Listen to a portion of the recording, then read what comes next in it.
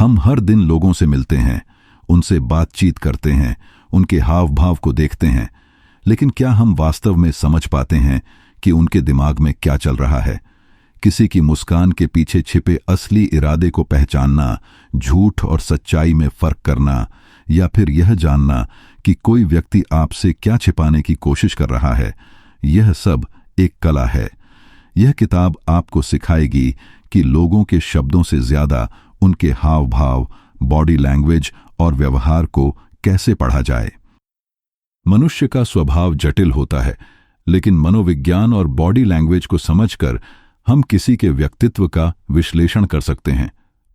अक्सर लोग अपनी असली भावनाओं को छिपाने की कोशिश करते हैं, लेकिन उनका शरीर, उनकी आवाज और उनके छोटे छोटे हाव भाव उनकी सच्चाई बयान कर देते हैं। उदाहरण के लिए, जब कोई झूठ बोलता है तो उसकी आंखों की हरकत, चेहरे के माइक्रो एक्सप्रेशंस और बोलने का तरीका सब बदल जाता है। अगर हम इन संकेतों को पढ़ना सीख लें तो हम किसी के मन में क्या चल रहा है यह आसानी से समझ सकते हैं। इस किताब का उद्देश्य केवल लोगों को पढ़ने तक सीमित नहीं है, बल्कि यह हमें यह भी सिखाती है कि हम खुद को कैसे बेहतर कम्युनिकेटर बना सकते हैं। जब हम दूसरों को सही से समझते हैं तो उनके साथ बेहतर संबंध बना सकते हैं, चाहे वह दोस्ती हो, पारिवारिक रिश्ता हो या फिर व्यावसायिक संबंध। अगर आप एक प्रभावी वार्तालाप करना चाहते हैं, अपने व्यक्तिगत और व्यावसायिक रिश्तों में सुधार लाना चाहते हैं, या फिर यह जानना चाहते हैं कि लोग वास्तव में क्या सोच रहे हैं, तो यह किताब आपके लिए है। यह आपको उन गूढ़ संकेतों को पहचानना सिखाएगी जो लोग अनजाने में ही दे देते हैं। यह किताब एक तरह से आपकी आंखें खोल देगी और आपको दुनिया को एक नए दृष्टिकोण से देखने में मदद करेगी। अगर आप इस किताब को पढ़ना चाहते हैं तो लिंक नीचे डिस्क्रिप्शन में दिया गया है। और हां, वीडियो पसंद आए तो इसे लाइक, शेयर और चैनल को सब्सक्राइब जरूर करें ताकि आपसे कोई भी यूजफुल वीडियो मिस ना हो। तो चलिए सुनते हैं इस किताब की समरी को। अध्याय 1, non verbal communication. Non verbal communication हमारे शब्दों से अधिक प्रभावशाली हो सकता है। कई बार लोग जो कहते हैं उससे अधिक महत्वपूर्ण यह होता है कि वे उसे कैसे कहते हैं। उनके चेहरे के हाव भाव, शरीर की भाषा और छोटी छोटी हरकतें उनके वास्तविक इरादों और भावनाओं को दर्शाती हैं। इस भाग में हम बॉडी लैंग्वेज, माइक्रो एक्सप्रेशंस और जेस्चर तथा मूवमेंट्स को विस्तार से समझेंगे। Body language. हमारा शरीर हमारे मन की स्थिति को प्रतिबिंबित करता है। कोई व्यक्ति कितना आत्मविश्वासी है, कितना सच बोल रहा है या कितना असहज महसूस कर रहा है, यह सब उसकी बॉडी लैंग्वेज से समझा जा सकता है। चेहरे के हाव भाव, फेशियल एक्सप्रेशंस। चेहरे की अभिव्यक्तियां इंसानी भावनाओं का सबसे सटीक दर्पण होती हैं। खुशी, गुस्सा, डर, दुख, हैरानी जैसी भावनाएं बिना शब्दों के चेहरे पर झलकती हैं। उदाहरण के लिए, यदि कोई व्यक्ति मुस्कुरा रहा है लेकिन उसकी आंखों में तनाव दिख रहा है, तो यह उसकी बनावटी खुशी, फेक स्माइल को दर्शा सकता है। इसी तरह अगर कोई व्यक्ति भौहें चढ़ाए हुए है और होंठों को दबाए हुए है, तो यह चिंता या नाराजगी का संकेत हो सकता है।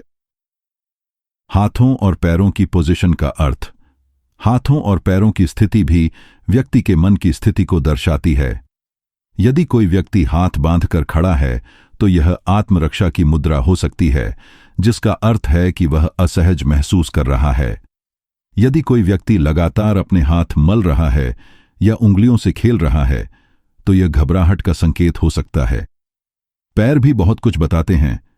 यदि किसी का शरीर आपकी ओर झुका हुआ है तो वह बातचीत में रुचि रखता है, लेकिन यदि उसके पैर दूसरी दिशा में इंगित कर रहे हैं तो संभव है कि वह वहां से जाना चाहता हो। आई कांटेक्ट का महत्व। आंखें सबसे प्रभावी संचार उपकरण हैं। मजबूत आई कांटेक्ट आत्मविश्वास और रुचि दर्शाता है, जबकि बार बार नजरें चुराना या नीचे देखना झिझक या असत्यता को दर्शा सकता है। यदि कोई व्यक्ति लगातार पलकें झपका रहा है तो वह नर्वस हो सकता है, और अगर वह किसी से ज्यादा देर तक बिना पलक झपकाए देख रहा है तो यह आक्रामकता का संकेत हो सकता है। Micro expressions. माइक्रो एक्सप्रेशंस बहुत तेज और अनजाने में उत्पन्न होने वाले चेहरे के भाव होते हैं जो किसी व्यक्ति की सच्ची भावनाओं को प्रकट करते हैं। ये कुछ सेकंड के छोटे हिस्से के लिए ही दिखते हैं, लेकिन इन्हें समझकर हम किसी की वास्तविक भावनाएं जान सकते हैं। सच और झूठ पहचानना। जब कोई झूठ बोलता है तो उसके चेहरे पर पल भर के लिए असली भावना झलक सकती है। उदाहरण के लिए, अगर कोई कहता है कि वह खुश है लेकिन उसके चेहरे पर कुछ मिलीसेकंड के लिए चिंता या असहमति का भाव दिखता है, तो यह संकेत हो सकता है कि वह सच नहीं बोल रहा है। इसी तरह झूठ बोलने वाले अक्सर अपनी आंखों की गति को असामान्य रूप से तेज या धीमा कर लेते हैं। कई बार लोग अपनी वास्तविक भावनाओं को छिपाने की कोशिश करते हैं, लेकिन माइक्रो एक्सप्रेशंस इसे उजागर कर सकते हैं। उदाहरण के लिए, कोई व्यक्ति मुस्कुरा सकता है, लेकिन अगर उसकी भौहें हल्की सी सिकुड़ी हुई हैं तो यह दर्शाता है कि वह वास्तव में खुश नहीं है। डर, हैरानी, गुस्सा, दुख जैसी भावनाएं एक पल के लिए चेहरे पर उभरती है, और अगर हम इन छोटे संकेतों को पढ़ना सीख लें तो हम लोगों को गहराई से समझ सकते हैं। जेस्चर्स और मूवमेंट्स। हमारे हाथों, पैरों और शरीर की हरकतें हमारे मनोभावों को दर्शाती हैं। कुछ इशारे और मूवमेंट्स अनजाने में होते हैं, लेकिन वे हमारे मन के अंदर छिपे विचारों को प्रकट कर सकते हैं। खुले इशारे जैसे हथेलियां दिखाना, हाथ फैलाना या सीधा खड़े रहना आत्मविश्वास और ईमानदारी को दर्शाते हैं। इसके विपरीत बंद इशारे जैसे हाथ बांध लेना, कंधे सिकोड़ लेना या खुद को किसी चीज से ढकना असुरक्षा और घबराहट को दर्शाते हैं। यदि कोई व्यक्ति चलते समय अपने शरीर को सीधा रखता है और बड़े कदमों में चलता है तो यह आत्मविश्वास का संकेत है। इसके विपरीत झुकी हुई मुद्रा, धीमी गति और बार बार कपड़ों या चेहरे को छूना घबराहट का संकेत हो सकते हैं। जिन लोगों का आत्मविश्वास अधिक होता है वे अपनी जगह को अधिक घेरने की कोशिश करते हैं, जैसे कुर्सी पर आराम से फैलकर बैठना, जबकि घबराए हुए लोग खुद को सिकुड़ने की कोशिश करते हैं। नॉन वर्बल कम्युनिकेशन को समझना एक शक्तिशाली कौशल है जो हमें लोगों की वास्तविक भावनाओं और इरादों को समझने में मदद करता है। बॉडी लैंग्वेज, माइक्रो एक्सप्रेशंस और जेस्चर तथा मूवमेंट्स का अवलोकन करके हम किसी व्यक्ति के आत्मविश्वास, घबराहट, ईमानदारी और झूठ को पहचान सकते हैं। यदि हम इन संकेतों को सही तरीके से पढ़ना सीख लें तो हम न केवल अपनी बातचीत को अधिक प्रभावी बना सकते हैं, बल्कि दूसरों के साथ गहरे और अधिक प्रामाणिक रिश्ते भी बना सकते हैं। अध्याय 2, वर्बल कम्युनिकेशन यानी मौखिक संकेत। हमारी आवाज और बोलने का तरीका हमारे विचारों और भावनाओं को दर्शाने का एक महत्वपूर्ण माध्यम है। शब्द जितने जरूरी होते हैं उतनी ही जरूरी होती है उनकी टोन और उनके कहे जाने का तरीका। किसी की बातों को सुनकर हम अंदाजा लगा सकते हैं कि वह व्यक्ति आत्मविश्वास से भरा है, घबराया हुआ है या फिर कुछ छिपाने की कोशिश कर रहा है। जब कोई व्यक्ति आत्मविश्वास से भरा होता है तो उसकी आवाज स्थिर और स्पष्ट होती है। वह धीरे धीरे बोलता है, जिससे उसकी बातों में प्रभाव नजर आता है। इसके विपरीत जब कोई व्यक्ति असहज महसूस करता है या घबराया होता है तो उसकी आवाज तेज या कांपती हुई लग सकती है। कभी कभी लोग अपनी बातों को साबित करने के लिए जरूरत से ज्यादा ऊंची आवाज में बोलने लगते हैं, जो दर्शाता है कि वे खुद अपनी कही गई बातों को लेकर आश्वस्त नहीं हैं। बोलने की गति भी व्यक्ति की मानसिक स्थिति को दर्शाती है। जब कोई व्यक्ति बहुत तेजी से बोलता है तो यह दर्शाता है कि वह घबराया हुआ है या फिर चाहता है कि उसकी कही गई बातों पर ज्यादा ध्यान न दिया जाए। वहीं जो लोग धीरे और स्पष्ट रूप से बोलते हैं वे आत्मविश्वास से भरे होते हैं और चाहते हैं कि सामने वाला उनकी बातों को गंभीरता से ले। शब्दों के पीछे की असली भावना को समझने के लिए हमें इस बात पर भी ध्यान देना चाहिए कि कोई व्यक्ति कहाँ रुक रहा है, कहाँ सांस ले रहा है और किन शब्दों पर जोर दे रहा है। कभी कभी कोई व्यक्ति बोल तो कुछ और रहा होता है, लेकिन उसकी आवाज में कंपन या झिझक यह दर्शाती है कि वह सच नहीं बोल रहा। झूठ पकड़ना और विरोधाभासों को पहचानना।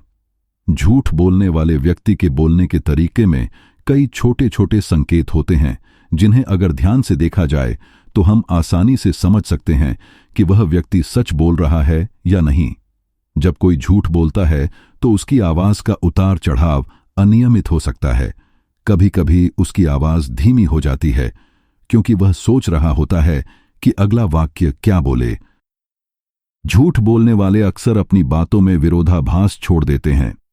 अगर कोई व्यक्ति एक ही सवाल का जवाब बार बार अलग अलग तरीकों से दे रहा है तो इसका मतलब है कि वह सच छिपा रहा है। जब लोग झूठ बोलते हैं तो वे अतिरिक्त विवरण देने की कोशिश करते हैं ताकि उनकी कहानी विश्वसनीय लगे। वे सामान्य से ज्यादा सफाई देने लगते हैं और अनावश्यक बातें जोड़ने लगते हैं। झूठ बोलते समय लोग अक्सर अपनी टोन बदलते हैं। वे कभी बहुत तेज बोलते हैं तो कभी बहुत धीरे। कई बार वे अपनी आवाज को सामान्य से ज्यादा नरम या मीठा बनाने की कोशिश करते हैं ताकि सामने वाला उनकी बातों पर विश्वास कर ले। इसके अलावा कुछ लोग झूठ बोलते समय जरूरत से ज्यादा लंबी सांस लेने लगते हैं या बार बार गले को साफ करने की कोशिश करते हैं। अगर हम इन संकेतों को पहचानने की कला सीख जाए तो हम आसानी से समझ सकते हैं कि कौन सच बोल रहा है और कौन झूठ। बातचीत के दौरान इन बारीकियों पर ध्यान देना हमें लोगों की वास्तविक भावनाओं और इरादों को समझने में मदद कर सकता है। अध्याय 3, पर्सनैलिटी और बिहेवियर एनालिसिस। हर व्यक्ति का व्यक्तित्व अलग होता है और इसे समझना हमारे रिश्तों और बातचीत को बेहतर बनाने में मदद कर सकता है। व्यक्तित्व को पहचानने की कला हमें यह जानने में सहायता करती है कि सामने वाला व्यक्ति किस तरह सोचता है, कैसे प्रतिक्रिया देता है और किन परिस्थितियों में कैसा व्यवहार करता है। जब हम किसी के व्यवहार और आदतों को गहराई से देखते हैं तो हमें उसके व्यक्तित्व की झलक मिलती है। कुछ लोग बहुत मिलनसार होते हैं, भीड़ में घुल मिल जाते हैं और नए लोगों से बातचीत करने में सहज महसूस करते हैं। ऐसे लोगों को एक्सट्रोवर्ट कहा जाता है। ये लोग खुले विचारों वाले, ऊर्जावान और सामाजिक गतिविधियों में रुचि रखने वाले होते हैं। इन्हें अपने विचारों और भावनाओं को साझा करने में कोई संकोच नहीं होता और ये अक्सर अपने उत्साह से माहौल को खुशनुमा बना देते हैं। इसके विपरीत कुछ लोग शांत स्वभाव के होते हैं, अधिक सोच विचार करते हैं और सीमित लोगों से ही घनिष्ठ संबंध बनाते हैं। इन्हें इंट्रोवर्ट कहा जाता है। ये लोग अधिकतर अपने भीतर की दुनिया में डूबे रहते हैं, भीड़ में असहज महसूस कर सकते हैं और गहरी अर्थपूर्ण बातचीत पसंद करते हैं। ये बेवजह बोलने के बजाय सुनने में ज्यादा रुचि रखते हैं और अपने शब्दों को सोच समझकर इस्तेमाल करते हैं। कुछ लोग विश्लेषणात्मक यानी एनालिटिकल स्वभाव के होते हैं, जो किसी भी चीज को तर्क और लॉजिक के आधार पर समझते हैं। ये लोग अपनी भावनाओं के बजाय तथ्यों और आंकड़ों पर ज्यादा भरोसा करते हैं। किसी भी समस्या को हल करने से पहले ये हर पहलू का गहराई से अध्ययन करते हैं और बिना सोचे समझे कोई निर्णय नहीं लेते। इनका स्वभाव प्रैक्टिकल होता है और ये अपनी बातों को प्रमाणों के साथ साबित करना पसंद करते हैं। इसके उलट कुछ लोग भावनात्मक यानी इमोशनल होते हैं, जो अपने फैसले दिल से लेते हैं और अपने रिश्तों को बेहद अहमियत देते हैं। इनका व्यवहार दूसरों की भावनाओं पर निर्भर करता है और ये जल्दी किसी के दुख दर्द में शामिल हो जाते हैं। इनकी सहानुभूति की भावना बहुत प्रबल होती है और ये रिश्तों को बनाए रखने के लिए किसी भी हद तक जा सकते हैं। कुछ लोग बहुत व्यावहारिक होते हैं, जो न तो बहुत ज्यादा सोचते हैं और न ही भावनाओं में बहते हैं। ये जिंदगी को सीधी सरल नजर से देखते हैं और अपने फायदे और नुकसान को ध्यान में रखते हुए निर्णय लेते हैं। ये जल्दी कोई निर्णय लेने में सक्षम होते हैं और व्यावहारिक समाधान ढूंढने में माहिर होते हैं। व्यावहारिक पैटर्न और आदतों से व्यक्तित्व को समझना। किसी व्यक्ति की आदतें और उसके व्यवहार के पैटर्न हमें उसके व्यक्तित्व की गहरी झलक दिखाते हैं। अगर कोई व्यक्ति हमेशा समय का पाबंद रहता है, हर चीज को व्यवस्थित रखता है, तो इसका मतलब है कि वह एक अनुशासित और संगठित व्यक्तित्व का व्यक्ति है। इसके विपरीत जो लोग हर काम को टालते रहते हैं, लापरवाही से चीजों को छोड़ देते हैं, वे कम जिम्मेदार और अनियमित स्वभाव के हो सकते हैं। किसी व्यक्ति की प्रतिक्रिया यह बताने का एक बेहतरीन तरीका है कि वह किस प्रकार का व्यक्तित्व रखता है। अगर कोई व्यक्ति किसी मुश्किल परिस्थिति में शांत और स्थिर बना रहता है, तो इसका मतलब है कि वह एक धैर्यवान और समझदार इंसान है।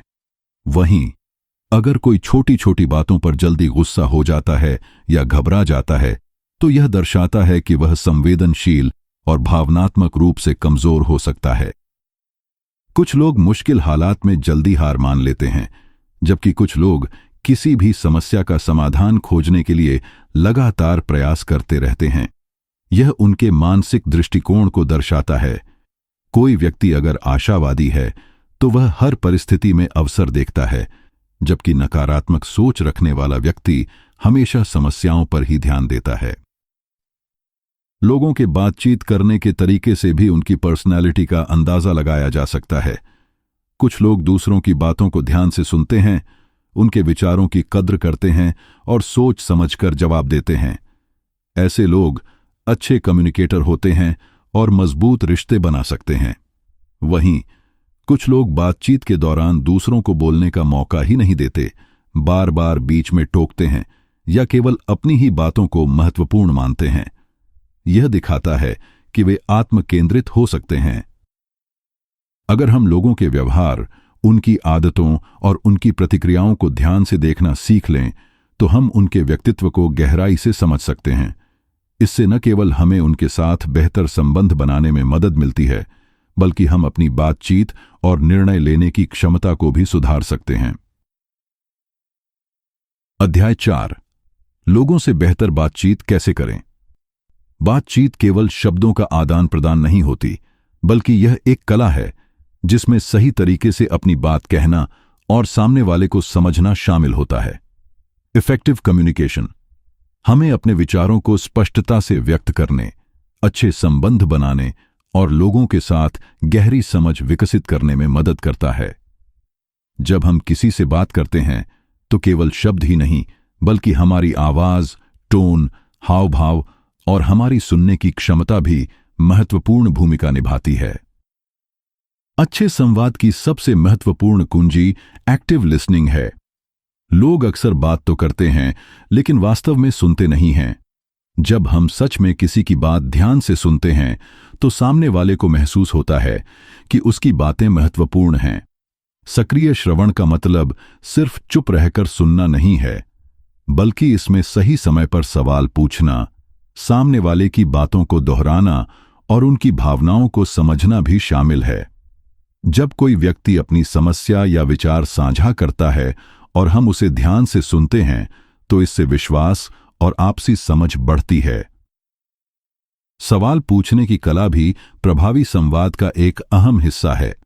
सही सवाल न केवल बातचीत को आगे बढ़ाते हैं, बल्कि इससे हमें यह भी पता चलता है कि सामने वाला वास्तव में क्या सोच रहा है।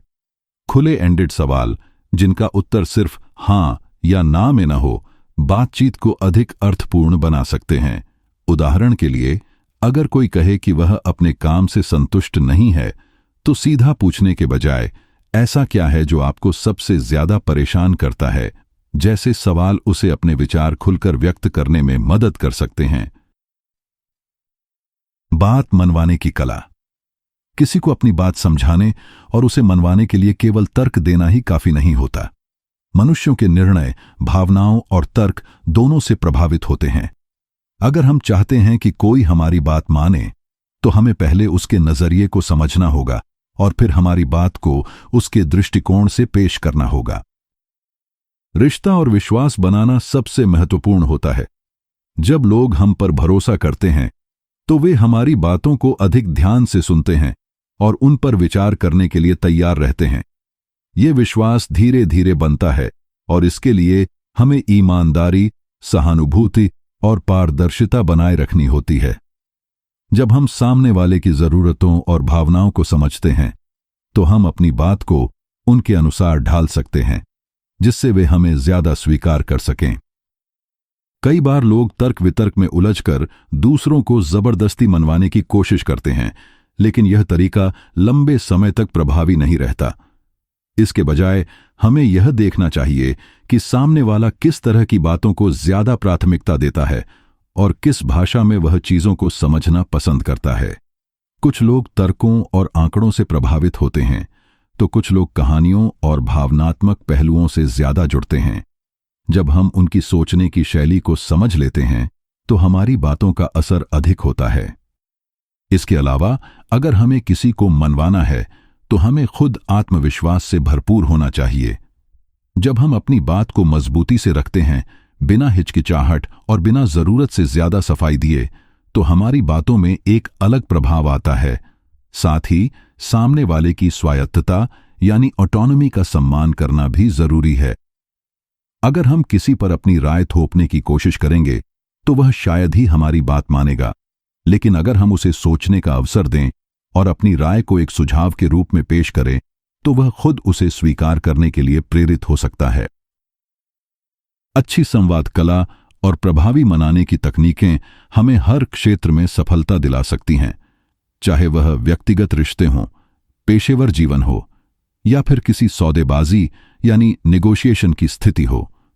जब हम दूसरों की भावनाओं और विचारों का सम्मान करते हुए अपनी बात मजबूती से रखते हैं तो लोग न केवल हमारी बातों को सुनते हैं बल्कि उन पर अमल भी करते हैं। अध्याय 5, रिश्तों और सामाजिक जीवन में समझदारी। रिश्ते और सामाजिक जीवन में समझदारी केवल बाहरी व्यवहार पर निर्भर नहीं करती, बल्कि इसमें गहरी समझ, सहानुभूति और लोगों के इरादों को सही तरीके से पहचानने की क्षमता भी शामिल होती है। चाहे व्यक्तिगत रिश्ते हों या पेशेवर जीवन, हर स्थिति में अगर हम सामने वाले के वास्तविक इरादों और भावनाओं को पहचानना सीख लें तो हम अपने संबंधों को अधिक मजबूत और सार्थक बना सकते हैं। हमारे व्यक्तिगत रिश्ते यानी परिवार, दोस्ती और जीवन साथी के संबंध भावनाओं पर आधारित होते हैं। अगर हम किसी की सच्ची भावनाओं को पहचानना सीख जाए तो हम अपने रिश्तों में अनावश्यक गलतफहमियों और भावनात्मक उलझनों से बच सकते हैं। लोगों की सच्ची भावनाएं समझना। कई बार लोग जो कहते हैं और जो महसूस करते हैं उसमें अंतर होता है।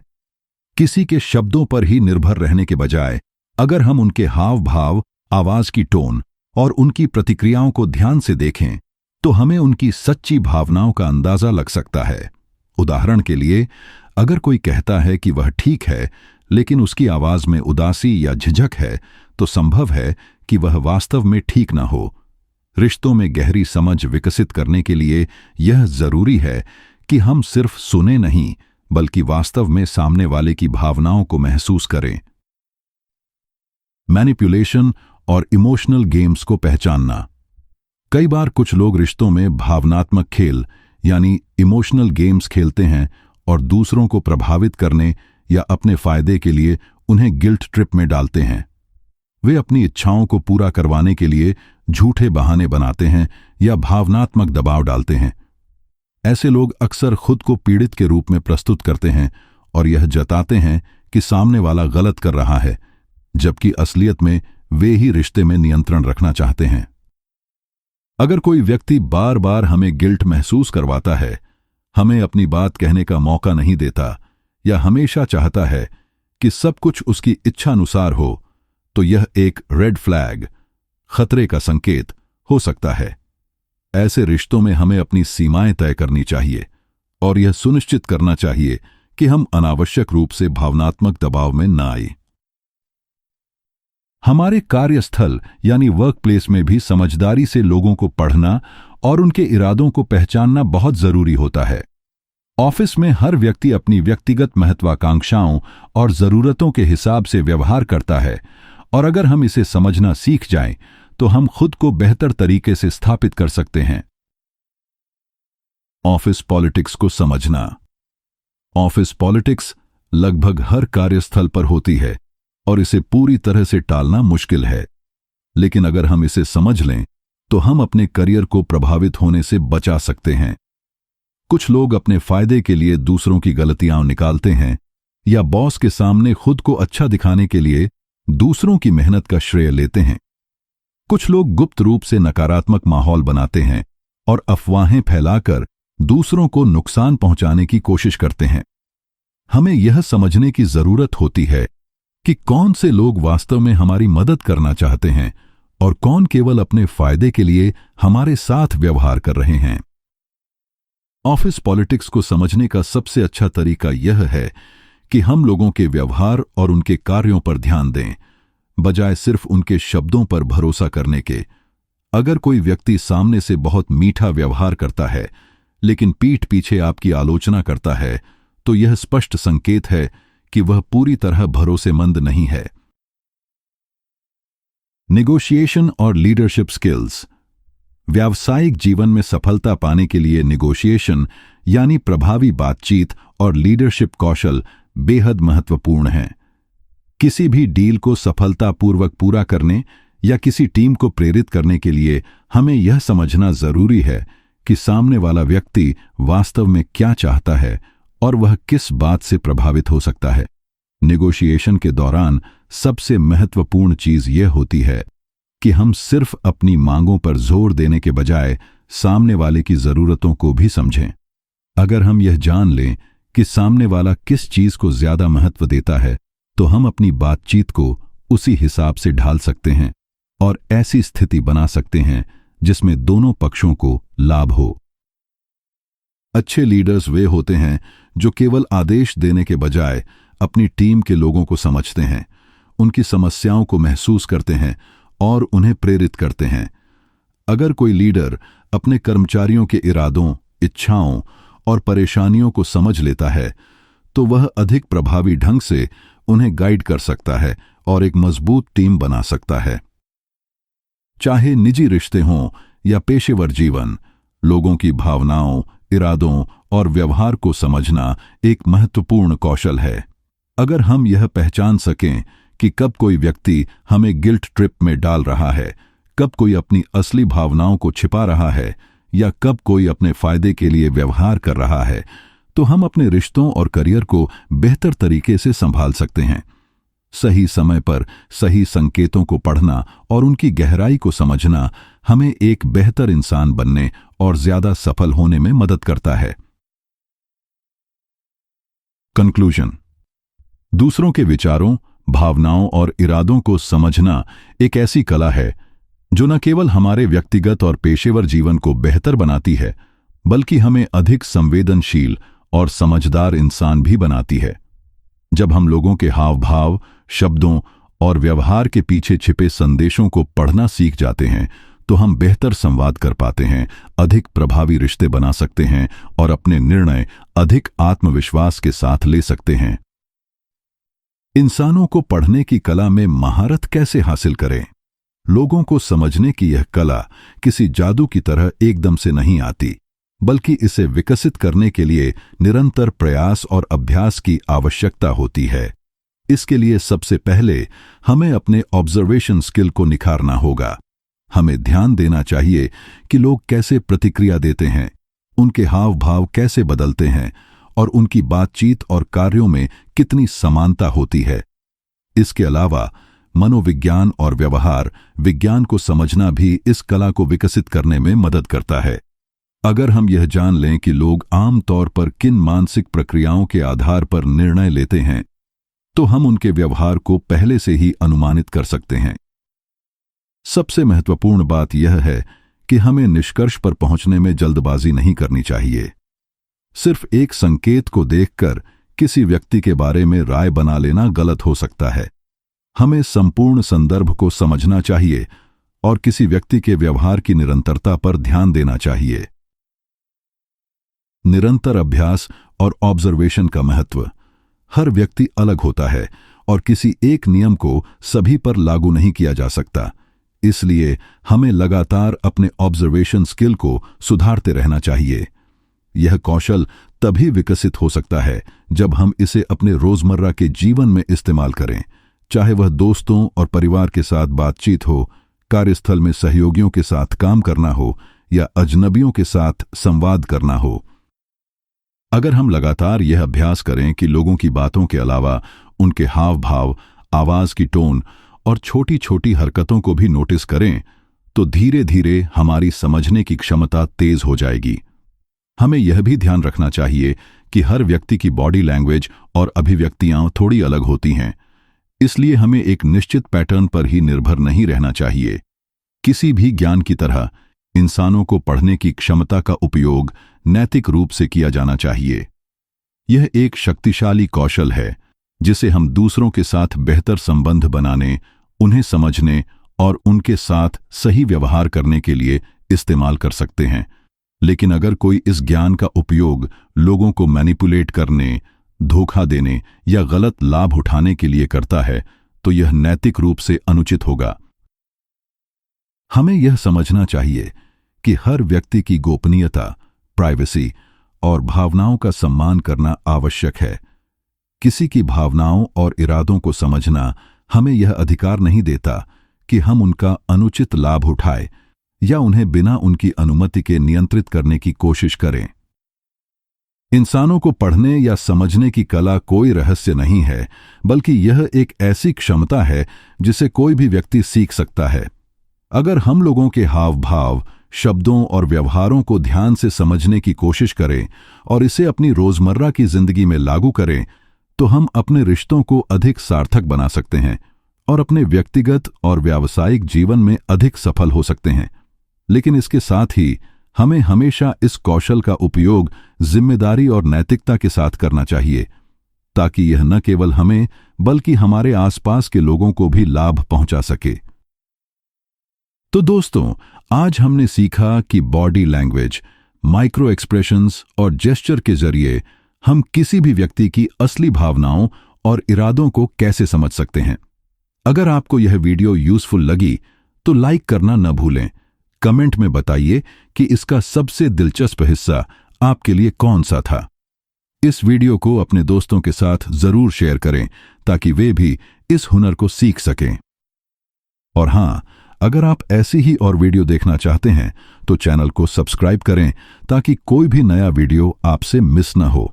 साथ ही अगर आप इस विषय को और गहराई से समझना चाहते हैं तो इस किताब को जरूर पढ़ें। उसका लिंक आपको डिस्क्रिप्शन में मिल जाएगा। मिलते हैं अगली वीडियो में।